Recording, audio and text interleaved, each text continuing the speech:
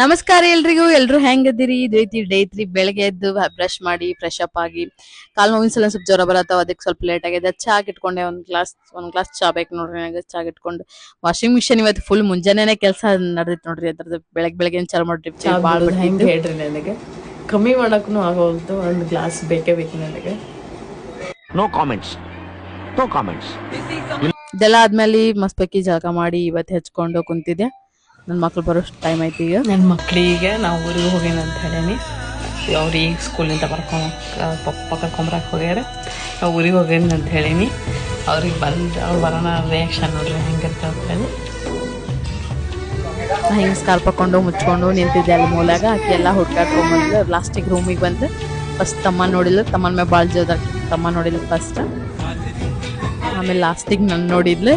ಈಗ ನೋಡ್ರಿ ಅಳು ಮುಖ ಹೋಗಿ ನಗು ಮುಖ ಹೆಂಗೆ ಬಂತು. ಎಷ್ಟು ಖುಷಿ ಆಯ್ತು ನೋಡೋಕಿಗೆ.